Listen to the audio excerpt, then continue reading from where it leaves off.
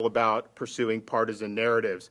And speaking of narratives, we are not in Florida going to allow any media-driven hysteria to do anything to infringe people's individual freedoms when it comes to any type of COVID variants. And when I saw Fauci on TV yesterday saying that he couldn't rule out lockdowns, and then even today President Biden didn't rule it out, I said, no, not now, for now.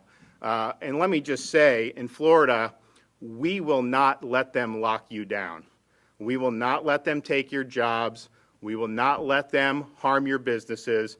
We will not let them close your schools. The definition of insanity is doing the same thing over and over again and expecting a different result. The lockdowns didn't stop COVID. Forced masking, they said last year, would end the pandemic if 80% wore masks. Many more than that were wearing masks, and it hasn't worked. They said you could get COVID off surfaces, which isn't true.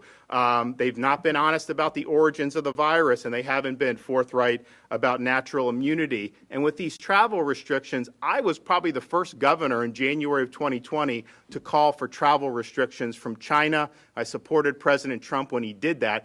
But we have to take a step back and acknowledge that those travel restrictions just didn't work. The virus had already spread.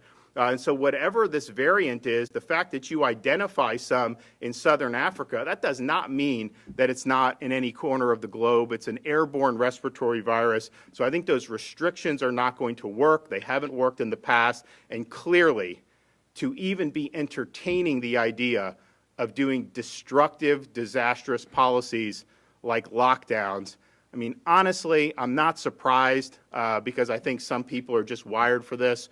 But it is not going to happen in the state of Florida. You can take that to the bank.